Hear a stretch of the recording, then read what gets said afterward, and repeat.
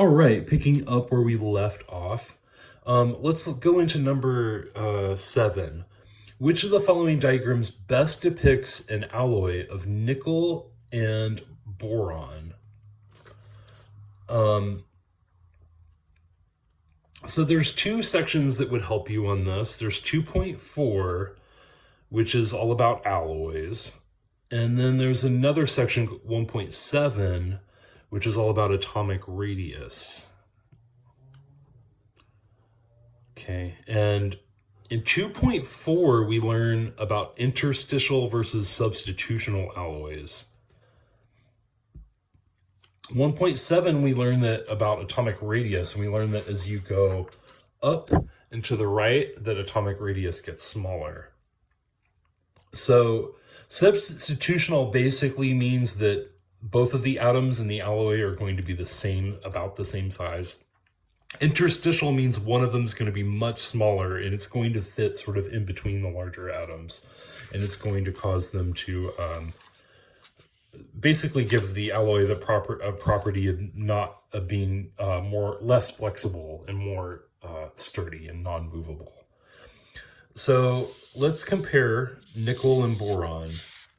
Nickel is right here, element number 28, and then boron is way up here, number 5. Okay, so there's a pretty significant difference of like 4 elements. So nickel is going to be larger and boron will be smaller, right? Is larger. Boron is smaller. Okay, so when we're talking about a significant difference in size like that, we're talking about interstitial. So the best representation of that would be A.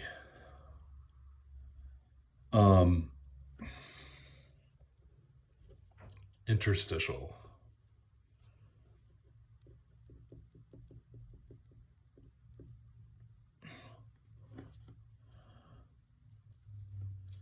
Now let's go into number 8. By the way, these would be completely not right. These two are this would be the substitutional choice. This would be interstitial. All right, let's talk about number 8. The gas particles in vessel 3 at 27 degrees are represented in the diagram. Oh no, there's no diagram here. So I'll have to sketch it out. For some reason, it didn't make it into this question. But basically what you saw were 4 particles that all had sort of relatively shorter arrows. And these particles were diatomic. So there's 2 atoms stuck together. Okay, so this is vessel 3. You can imagine this is what vessel 3 looks like. Okay, so which represents basically the temperature being heated to 127. So you want to show that the lengths of the arrows would get longer to show that they would be moving faster, but also that there would be like a whole range of speeds. And then you would also want to show the same number of particles that look the same. Like we're not going to get random single particles showing up for no reason, right? Whatever we started with is what we have to finish with. So we could rule these 2 out already because there's more particles in there than what we started with, which would not be right. And then this doesn't even have the same shape of particles, so C could not be right. So it's either A or B. Between A and B, A has the largest particle vectors, showing that these are moving faster, even though this one's moving slower. But we know that happens. In a vessel that has a lot of fast-moving particles, it's actually a range of speeds. And some particles will be going faster and some will be going slower. So we just take the average speed of all the particles together. And that's what we're looking at when we look at temperature. So the answer would be A.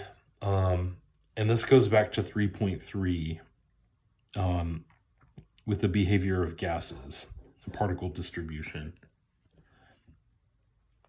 All right, it is number 8 because the the particles match the original box, or let's say vessel, but are moving faster. Overall. Alrighty, so now let's flip over to number 9. So number 9 is all about 3.5, which is deviations from ideal gas law. And kinetic molecular theory. Okay, those notes are going to help you. So it's basically saying that you have H2, which is here, all right, and then you have helium, which is the dash line. So H2 looks the same in every box, but then it says helium under the same conditions of temperature and pressure also exists. So what would its curve look like? So we have fraction of particles on the y-axis, and then we have the speed of the particles on the x-axis. So if we're looking at hydrogen and helium, the biggest comparison we can make, and if you look at your notes, the thing that causes these graphs to move is the speed distribution, which would be the size, right? So hydrogen is 1.01 and helium is 4.00. So we can immediately say, okay, well, helium is bigger. What does that mean? It means that it's going to move slower overall. Okay. So if we shift the whole, let's start backwards. Let's start with D. Now, if we take the whole dotted line and we shift it over to the right, that means helium is moving faster overall because the speeds are higher. So we know it can't be this one. Same thing here. We're saying most of the particles are moving faster. Nope, not the case. Sorry, helium is larger. It will move slower, therefore. What about this one? It's showing pretty much the same thing that hydrogen's doing, just a little bit less.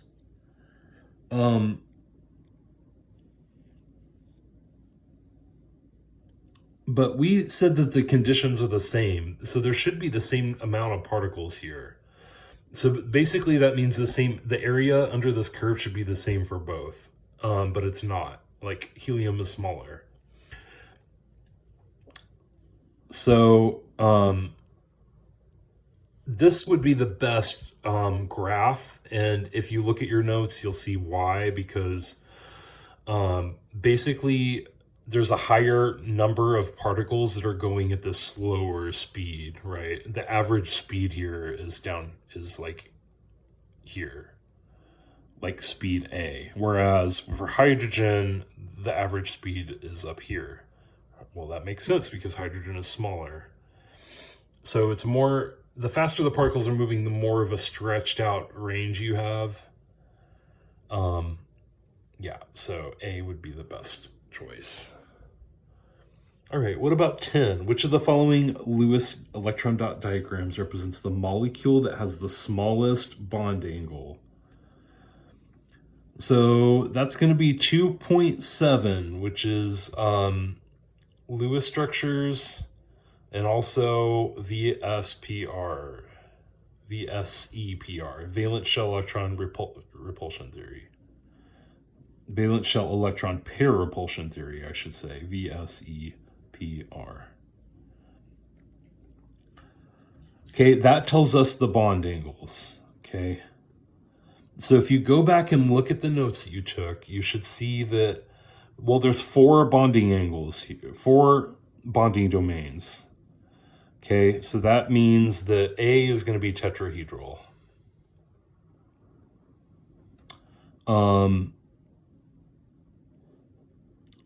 How many bonding domains here? We have 3 bonding domains and then 1 non-bonding domain.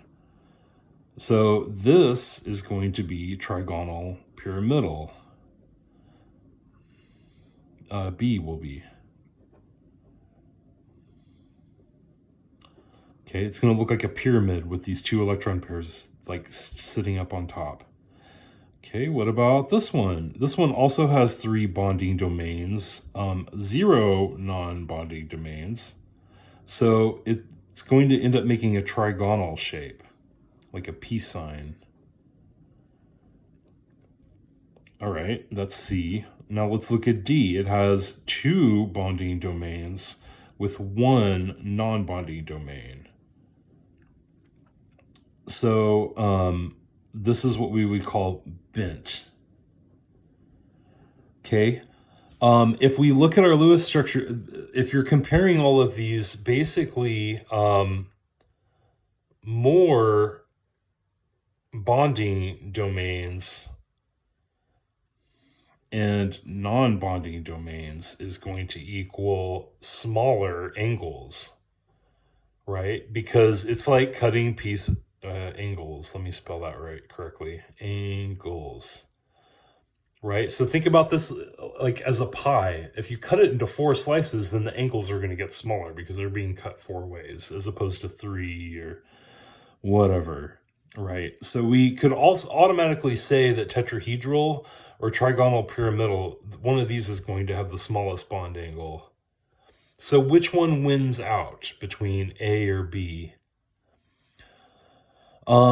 Basically, the answer is that a non-bonding domain repels other atoms more,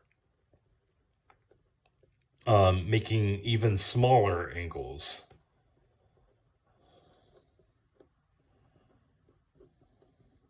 So nitrogen trifluoride should have the smallest because these fluorides are all going to be evenly spread out from each other. I believe the bond angles are 107.5